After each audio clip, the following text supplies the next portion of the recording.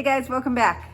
I went thrifting with Sonnet today and I picked up a few things and I'm going to use them on this video to showcase what month is it? November's Maker's Box. I don't even know what month it is. It's crazy. So I have a few things that I want to show you that I got today when I thrifted with Sonnet. I met up with Sonnet. I gave her the December papers. It's a secret.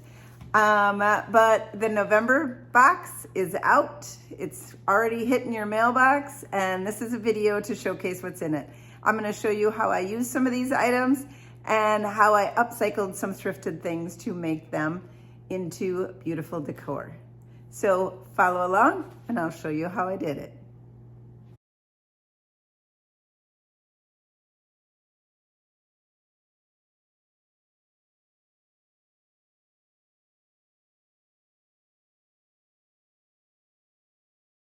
The first thing that I see when I open up Sonnet's Maker's Box for November is these two papers from Roycycled. The first one is called, I gotta get my cheat sheet, Christmas Project Blocks, which is this one, and then Holiday Plaid, which I love a good plaid, so I can't wait till we do something with this. So for this Christmas Project Blocks, I'm gonna open it up and show you what they look like, because these, I am excited. I had to find the perfect board that I could use these on. So there are 4 images on here. 2 are landscape and 2 are portrait. My favorite being this Santa right over here. So we're gonna go ahead and use him. Isn't he sweet? But I didn't want to lose any of this. I didn't even want to lose this on the bottom. So I found a board that's gonna fit this whole thing, and you'll see how I did that if you just keep following along. This one, I love that 25 right there. Then we see this one. Oh, look at them postage stamps. That is amazing. And then this font on here, along with that Santa, that vintagey Santa. Same thing down here. He's hanging the little stockings up. It is so good. These are exclusive papers only in the Maker's Box, so you can't get this one anywhere else. Then the plaid, it goes really, really well with this paper. Like Royce she's on top of it with how these papers match. I'm so excited for them. Then we have my papers. So this one is the potted tree. So this is the potted tree. I think that's what it's called. Potted pine tree. I don't even know. The potted pine tree. This one is called Cozy Cabin. Look at that little ornament with that cabin inside. And then there's the 3 sizes on here, 2 sizes, 3 pictures, 1 5x7, 2 3.5x5s, and they are really super cute.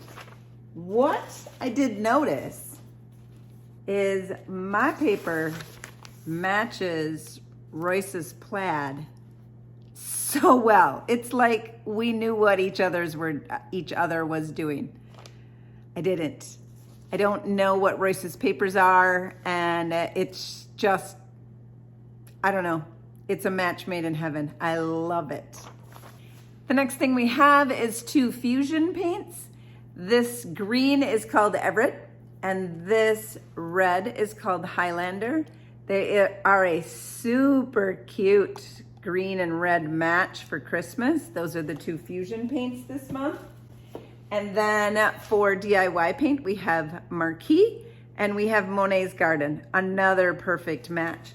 So if you look at all 4 of them together, they really are a nice combo. Like look at those 2 different greens and those 2 different reds. They are really, really great. So some good paints there. Next up, we have the Sweet Pickins Milk Paint. This is called Truffle, and I'm excited to use this color. Like, it's a neutral color. That's more me. I like my neutrals. So I'm excited for this and to see if I can get any chippy this time. The last couple of times I've used projects that I didn't get chippy. So I'm hoping to find the right one that I actually get a chippy finish. And then for a sweet little bonus, Sonnet sent along this velvet red ribbon. It is beautiful, and I have just the projects for this velvet red ribbon that I'm going to show you in this video. But that is some really good red velvet ribbon. Red is hot this year. Velvet ribbon is so spot on this year. It's all so good. So that wraps it up for the maker's box and what's all inside. So you get this little card, and you also get this little cheat sheet that tells you what's in this box, and then you can scan this code that will take you right to Sonnet's video and show you how she used some of the items. Okay, let's show you some thrift haul. So while I was thrifting with Sonnet, I found this sign, and it says, "Rules of this tavern." If you know me well, you know I grew up in a tavern. My mom and dad owned a tavern, and that's where I grew up. I grew up there in my entire childhood, my entire teenage years. I was bartender, like I was, had my bartender's license. I was a cook there. I was a waitress there. We had Friday night fish fries that I worked at. I got struck by lightning there. That's the story. If you want to know how I got struck by lightning, leave me a comment. So, yep, I got struck by lightning working at the tavern. So when I came across this sign, like, this is totally me. It's got this teal frame, and it's got rules of the tavern. I don't really care what this says. I just really, really like this. But it also had on the back, it had about tavern signs and how they would go and duplicate the tavern signs. And it's significantly old. So I'm gonna have to look this up and find out how old this really is, these tavern signs are. But I was just drawn to these little hooks on the top and the color and the tavern. That I probably won't do a thing to. I'm gonna tell you now that I won't be doing a thing to that. Then this one I didn't find when I was thrifting today. It's just going to be used to put one of Royce's papers on here because it's an extra big board. It's thin. It was home interior kids. So I'm not really sure what was on here, but somebody made it into a chalkboard sign, and it was 47 cents. So they made it into a chalkboard sign, and we're giving the kids rules as to, I take it this was summertime, and they can have one movie or episode, and then inside games. Love Mom. I love that on there. Love Mom. But I am going to cover this up. Okay, while I was shopping with Sonnet, I came across this box. And it's a big wood box. It has a cover that fits inside. And then there was a knob inside there that goes onto the cover. But it's really good, and I'm going to make this over, and you'll see what I do with it. 2 copper Crofton mugs. They have some really good tarnish on them. I don't know if you can see it or not. My lights might be playing some tricks with you, but they are some really good copper mugs. I'm not going to paint them. I'm not going to ruin them. Don't worry. They will be able to be used as a copper mug or as home decor. So just keep watching. I have this tin. If you've seen any of my videos on Facebook, you know that I like to paint over tins and make them look like an old vintage hat box. So this was a nice tall tin. I'm going to make this one over. I find these for really cheap. These are like 38 cents that I buy these tins for, and then I just make them over, and so you'll see how that gets fixed up. Here's this little sweet angel, and she's holding a bird. Her tail is broken, but we're gonna fix that. Everything else, there is no chips. Look at the little hinder and the little toes sticking out there, but I thought it was really, really cute. I do like these little statues to put outside in my garden. I don't necessarily put them in my house, but I do put them in my garden. And I thought this would look really cute in the springtime sitting in my booth. A couple of frames. Here's a 5x7 frame. It's just a wood frame. It has a really nice back on it. And then a small little gold frame. These this one has an easel. And these work really good for the rice papers. So for my rice papers that are in Sonnet's box or available on my website at thepaintedphotographer.com, or I have retailers in case you happen to know any of the retailers, and I got to figure out how to make a link so you can see all the different retailers I have, so you can go and follow them as well. And if you're close to them, you can go visit their shops. But they work perfect for the rice papers. You can just put them in there as a sheet of paper with a white paper behind it, and I'll show you how I do that on this one. Or you can decoupage it onto a board and then slip it into the frame, and it's complete. It's done. It's a work of art in really, really fast time. I have this board that I found. It has a nice hanger on it. It obviously needs a makeover. It needs new decor. I love picking up these boards. This one was pretty cheap. I think it was $1.99. It'll get a new makeover. I also picked up this box, and it was $1.97. It's stained dark already, but it just could use a nice fixing up.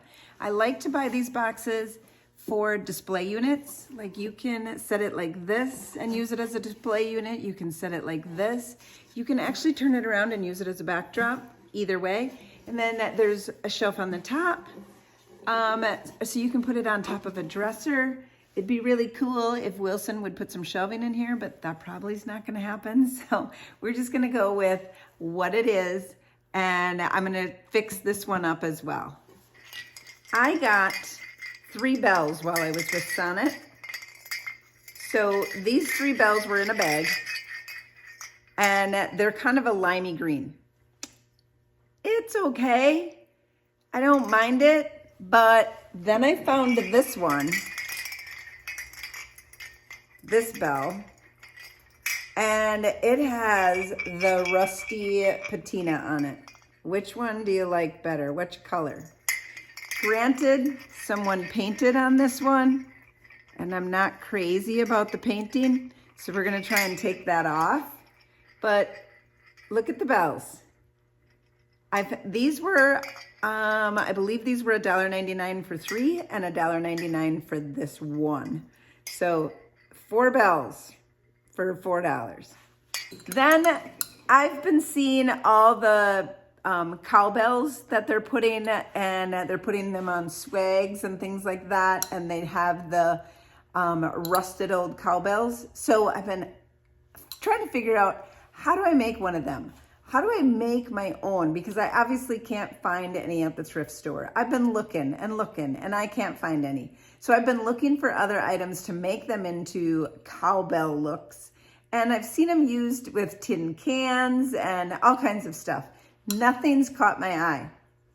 I find this today at the thrift store, $1.99. An actual cowbell. It's copper. Not real copper, just plated copper. So we're gonna rust this up, and then we're gonna hang it with some greens. And usually there's 2 or 3 of them. I only have 1. We're gonna do what we can with 1. But isn't that fun? I wanted to find one at the thrift store, and I did. This tin was $1.99. It has some blue on it already. It looks like the paint inlay from IOD already, and it opens. It opens, but I don't know. I don't know if I want to leave it like this. I think I want to do something else with it. Like even if I put the new IOD paint transfer on there, it might look a little bit better than this. So I did like it. I did like the look of it. And so I picked it up and we'll figure out what to do with it. Then I have this. This is a little tin. And it's got some embossing on it with a heart, and it's a little basket. I found this today at the thrift store, and you are not gonna believe this, but I found one of these exact same tins on Wednesday at my thrift store. Right here. So there's the two tins. This one was 18 cents, and this one was 99 cents. So for $1.19, no, $1.18, I got two little tins. Won't they be sweet in the springtime? Putting some little flowers in there or something. They're gonna get a paint job and make them look really sweet again. They're just old and tired, but two of them. Is that not crazy? Two different towns, two different stores, 3 days apart. Unbelievable. Here is a bunny rabbit. I'm gonna turn my light down. Here's a bunny rabbit. Like, look at him. Isn't he sweet? He's a planter. He's just sweet. And I turned him over and he says, made in Taiwan, FTDA. FTDA. For FTDA. I didn't look him up yet, but he is just the sweetest thing ever. I couldn't leave him behind. He was $1.99. He'll have to wait for spring. Then I've watched Jamie and Zeb for a while now, and I know they like Rae Dunn. They find a lot of Rae Dunn stuff. Well, guess what? I found Rae Dunn also. This was $3.99, so a little bit more, but it even has the Rae Dunn tag still on it. And it has grow, definitely my style. Throw some flowers in there, throw some wooden spoons in there, put it on your counter. It is pretty sweet. It might have to wait till spring, but we'll see if anybody wants to pick it up now. But Rae Dunn, I thought that was a good deal. Let me know in the comments what you think. That is my thrift haul. Tell me what you liked the best and tell me if you guessed at the ones that I'm gonna make over.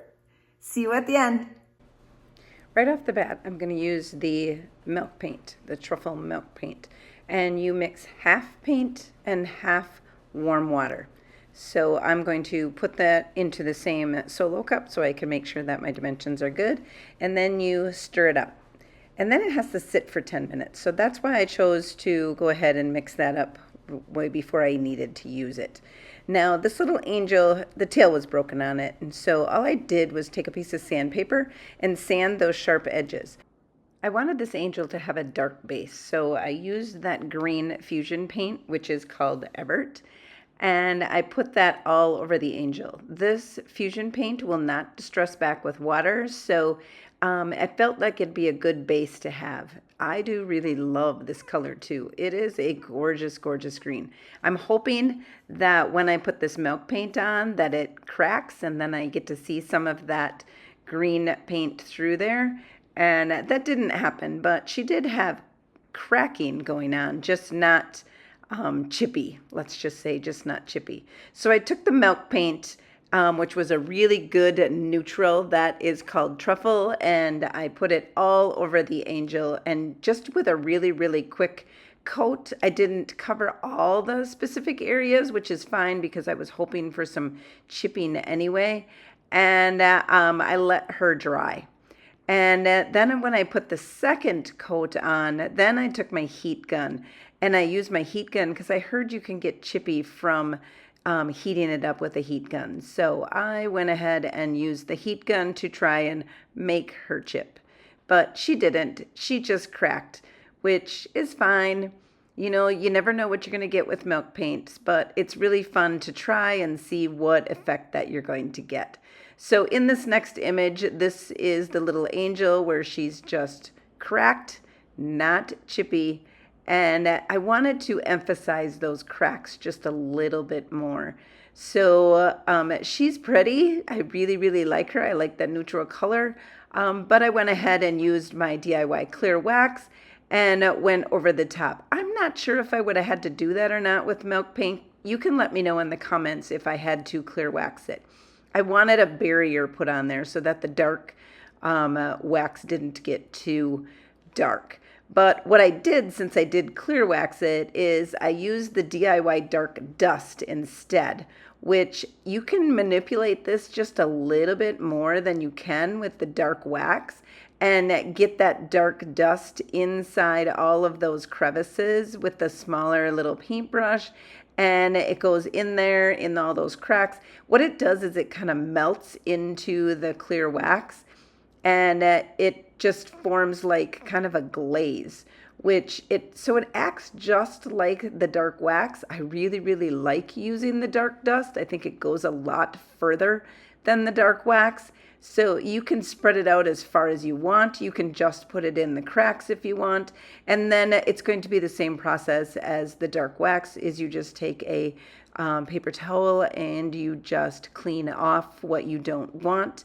And it stays kind of in the little crevices and the little cracking that we had going on there.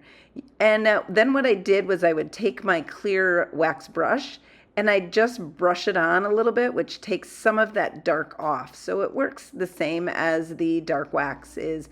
The clear will actually remove some of that dust and give you that nice base, that fresh base look back.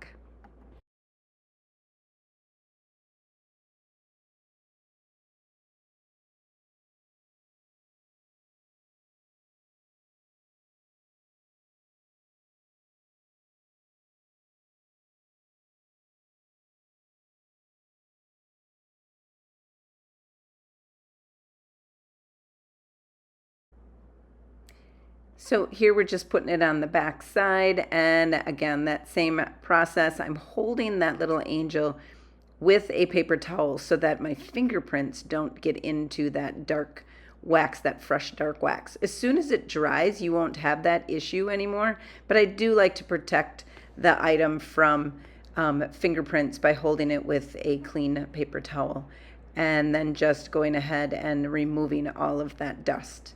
And she is turning out so stinking cute. I really like the addition of the dark wax, the dark dust. So yeah, she looks good. And then once you have where you want it, you can just take that dark dust and put it in some more areas if you took too much off. There's been a few questions about cleaning wax brushes. I've had these wax brushes for well over 4 years, and I've never cleaned them. All I do when I'm done is I take and I brush it off onto either a paper towel, or happens to be a drop cloth, and then the same with the dark one. I just wipe it back onto the cloth and get as much as I can clean, and they're ready for the next use. Again, I haven't washed them in 4 years. Do you wash your wax brushes?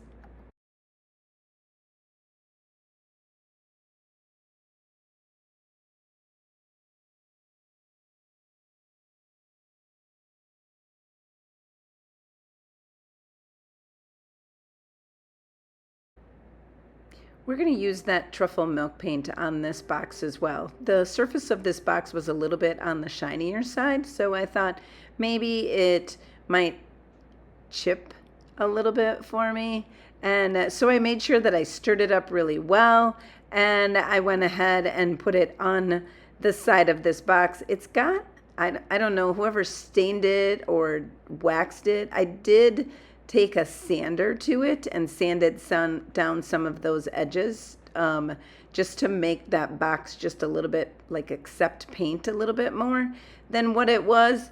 And so I went ahead and put this milk paint truffle on to the entire box, hoping I'd have some type of chippy. I have no chippy on the first coat. There's always hope. I gave it a second coat, and hoped for some chipping on the second coat.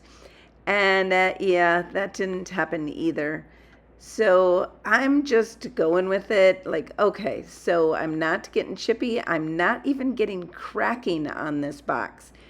And so I did actually have to apply a third coat because the underneath side was really, really dark, and this bottom, the paint is kind of a neutral, so I didn't get as good a coverage as I wanted. I even so much as used my heat gun, and I didn't get chippy. But I did take a sander and sanded off the edges. I do still like this box. It's just not, I wanted chippy. I just haven't had a milk paint to chip yet. That I still have more boxes to go through, so we'll see if I do.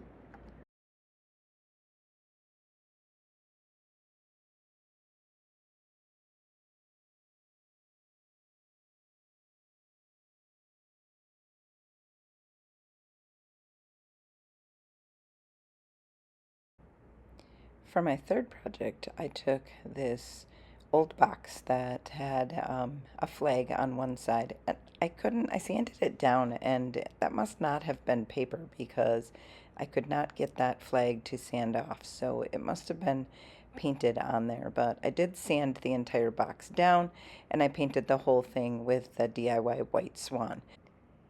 I am going to be using Royce's Christmas journal paper on this box. You can find this paper located on my website along with many of her other designs that I have on there.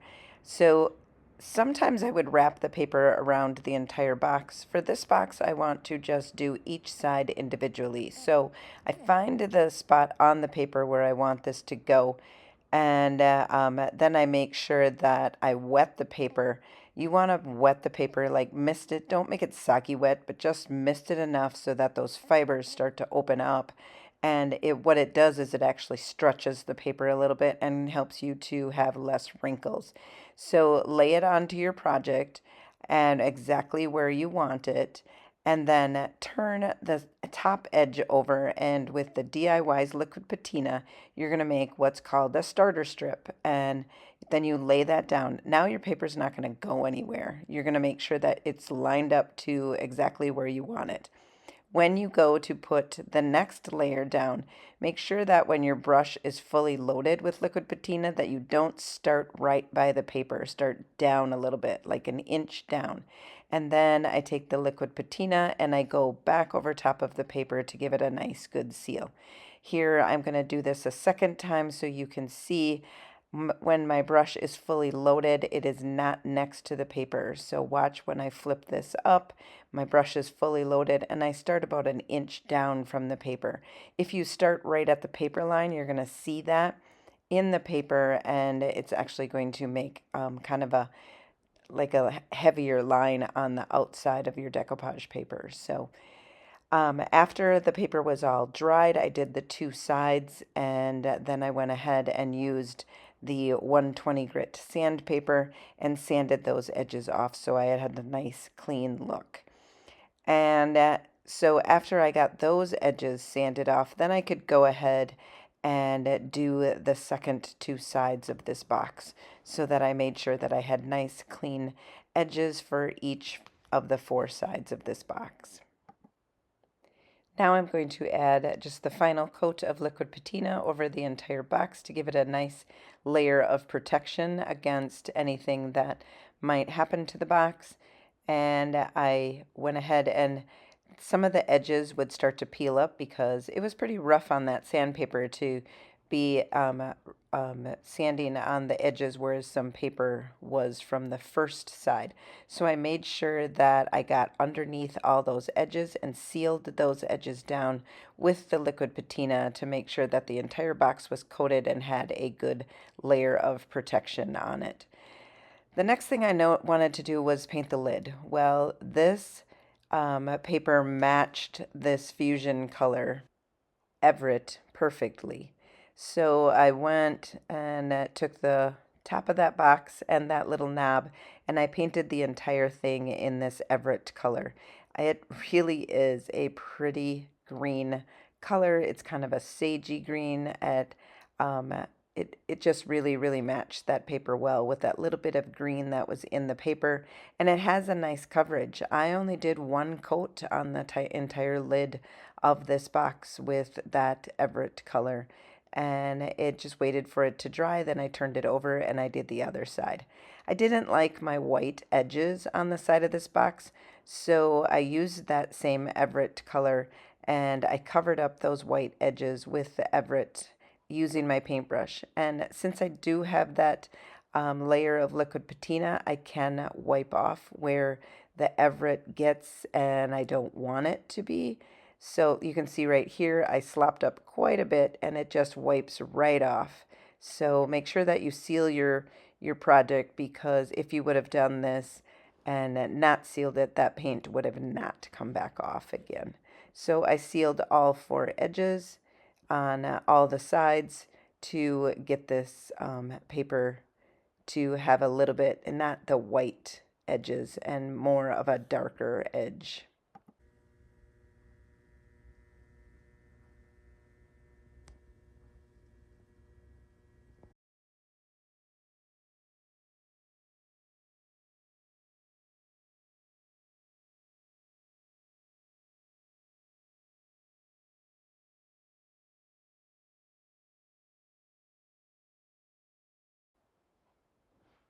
For my next project, I have this old cookie tin, I think it was, and I painted it white with the DIY's White Swan.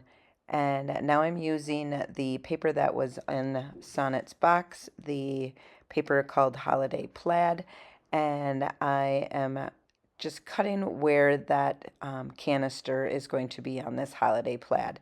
This Holiday Plaid, it's just matches my paper perfectly. So I'm going to merge the two together, and I just line it up on the bottom of the can. When you're using a plaid or a stripe of any sort, you're going to want to make sure that they're straight and not crooked. So that's why I used that nice flat edge and lined it up on the bottom of this cookie tin. And then I went and did my starter strip on this can just like I did on the box. And as soon as you get that one layer started, you'll be able to make sure that this layer is straight. You're going to work your way around the can, trying to get out as many wrinkles as you can, and then also making sure that that stripe is staying straight and staying lined up on the bottom. So it's very tricky, but just have some patience. And if you do end up being just a tiny bit crooked, it's really okay. Not many people are going to notice. So, and then I also had a few wrinkles that I could not get out. So it's like, okay, embrace those wrinkles. So one of the things that you can do, because I was afraid I was going to tear the paper with my hands, is I used the plastic sheet that Royce's paper came in, and use that to smooth down the decoupage paper so you don't risk tearing it with your fingers. Now for this top edge, instead of sanding it off, all I do is I take the liquid patina and I put it inside the can, and then I fold the paper down into the can. And so now you're sealing that down, and you also have a nice sharp edge on the top, kind of just like sanding it. So I'm going to use this plastic again to just make sure that's all sealed in there so I don't rip it with my fingers. And now this can is all completely done, so I can give it a coat of the liquid patina. Liquid patina can be found on my website at thepaintedphotographer.com. It's my favorite medium for decoupaging.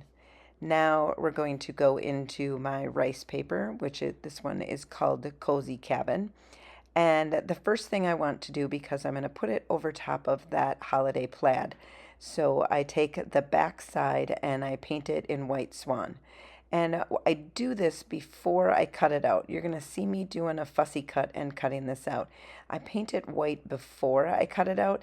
It makes it a lot easier than actually painting it white after you cut it out. So when the paint is totally dry, Then I went ahead and I just cut around this ornament. And you can cut around those decorations, that holly berry on there and that evergreen. But since I painted this once and it was difficult for me to cut around, I thought, you know what? Why don't I just cut it off and repaint it? So that is what I ended up doing is I cut the evergreen and the holly berries completely off, and you're going to actually get to watch me repaint that on here. I take that cozy cabin and I just lay it onto the canister. I didn't like how the holiday plaid was kind of overpowering the ornament, so I took white swan and I just painted right over top of the canister and kind of muted down that holiday plaid and gave it a little bit of an age look. So I misted it, had watered down white paint, and painted the entire thing, and then I just misted it a little bit again just to make that run down to the bottom, and just mute that holiday plaid just a tiny bit so that the cozy cabin kind of stuck out a little bit more than the holiday plaid. Now we're going to take that holiday plaid, nope, we're going to take that cozy cabin, and we're going to use the decoupage medium and go right over top of the cozy cabin, and making sure that it's all totally sealed in there, and then we're going to let it dry. I'm going to put the greenery back on and the holly berries. So I'm going to use that Monet's Garden and Marquee, the DIY paints that were in your maker's box this month, and then also some white swan. I'm just making the complete design in white. I like to use one color and just plan out where I'm going to put everything and make the entire design out of that one color. So in this case, I chose the white because I don't usually cover the entire thing up, so some of that color may shine through, and so I didn't want red for my greenery or green for my berries. So I chose to use the white, and now I'm just using my brush and making the evergreen, the pine needles look. And this is really easy to do. So I haven't sped this up a whole lot, thinking if you want to give this a try, it's really not that hard if you as long as you have a small little liner artist brush to go and make those fun shapes. And then I always do everything in odd numbers. So I had 4 pine branches, and so I added a 5th one. And now I'm just going to go in with that Monet's Garden and make the pine needles with the Monet's Garden. I'm going to go over the entire thing, and then I will use the marquee for the holly berries. So I'll let you watch this process.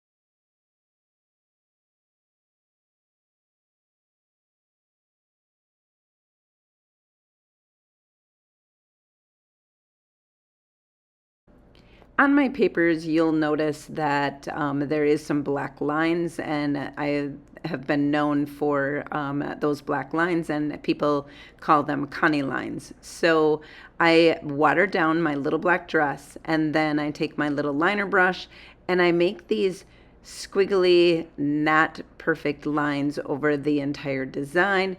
And so that added a little bit of that same character that you found in the rest of that cozy cabin paper, and it just added to it. So I went ahead and just did those Connie lines throughout the whole thing. And then when I had cut out the ornament, I cut some of them off. So I went and re-outlined the cozy cabin as well.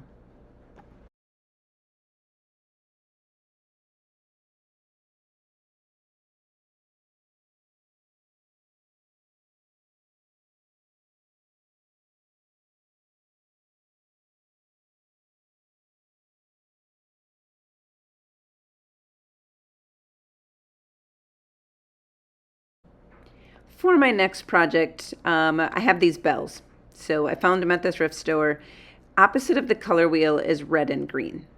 And if you mix any colors opposite of the color wheel, you're going to get a brown, gray, some type of neutral color. So I went ahead and mixed that Monet's Garden and that Marquee together, which gave me a kind of a reddish brown.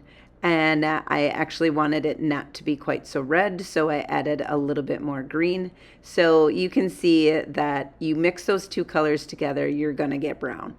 So that is a little tip for you, is any colors opposite the color wheel will get you brown.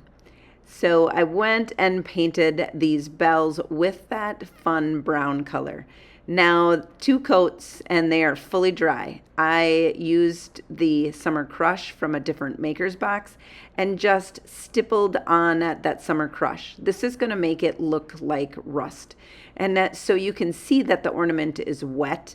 I misted it, and before I actually went in and started stippling those 2 colors on there to blend it nice and smooth together.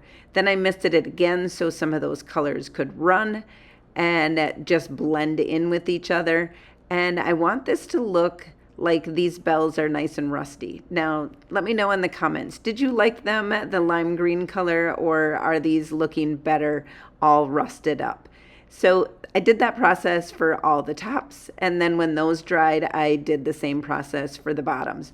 This is how you can make faux rust with your DIY paint colors.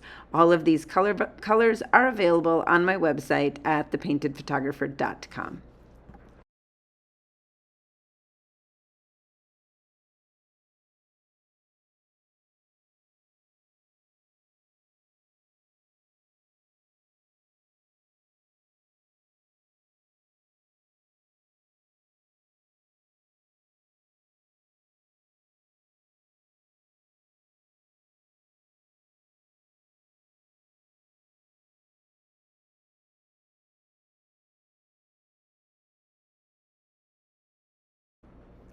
I know that was a lot of projects, but I just had to use one of the Christmas project blocks from Royce's papers that came in the box.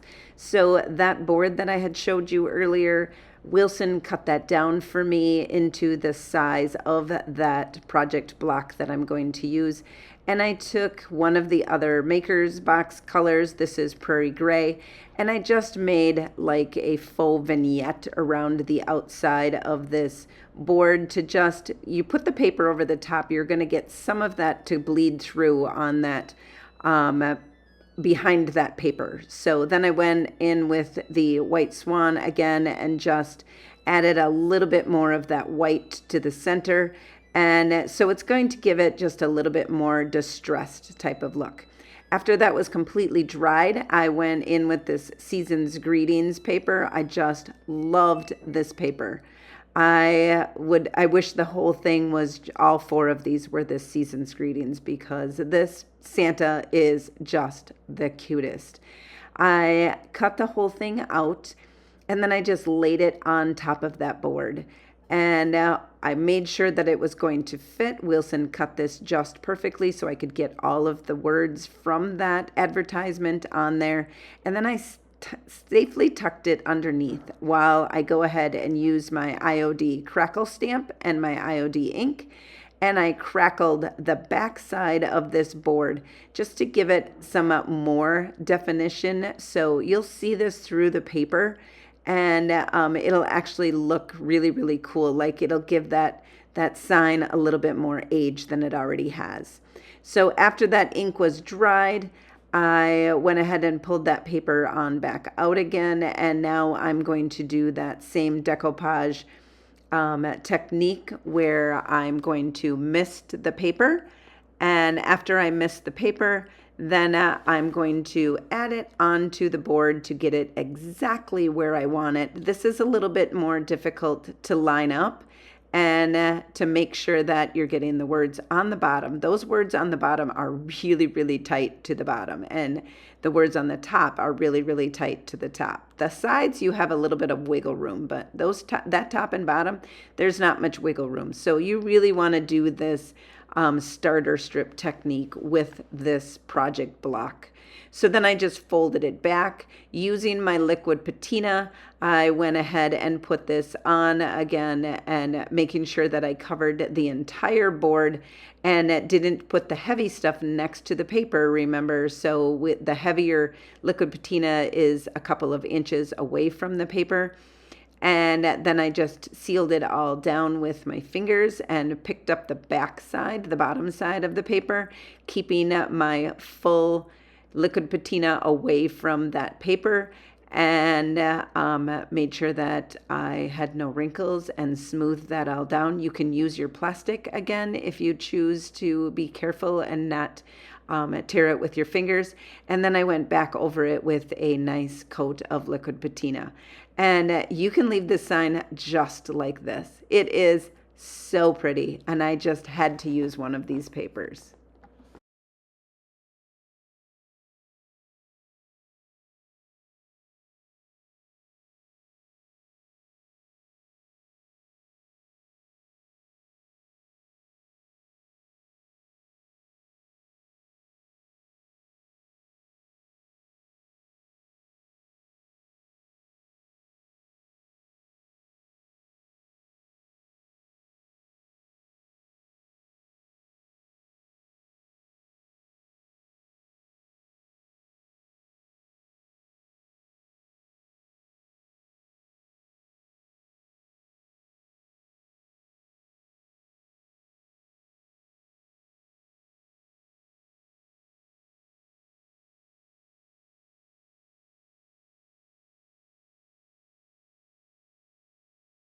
Hey guys, what'd you think? How is that Maker's Box? The Maker's Box is always a fun item to get. It's got some exclusive papers in it from Roycycled and from my own papers. And I don't know, I just think they keep getting better and better every month. Let me know what you think in the comments if you are receiving the Maker's Box. And of all the projects that I did, I don't know, those shiny bells at the end that turned into rusty bells are maybe one of my favorite projects. Sometimes the simple is what all you need. So I'm not sure if you can find any of these thrifted items and make them up yourself, or if you have your own thrifted items, and I gave you some ideas. So there's a playlist, and it's down below in the description. So just go ahead and click that playlist and watch all the other talented ladies show you how they use the items in their Maker's Box. If you would like any of these products that you've seen me feature today, you can find them at thepaintedphotographer.com, and I'll ship them right to your front door. If you're local, you can go to Foreman's Farm Home, and you'll find the product, the DIY and the IOD products there. So thank you all for joining me, and until next time, happy painting.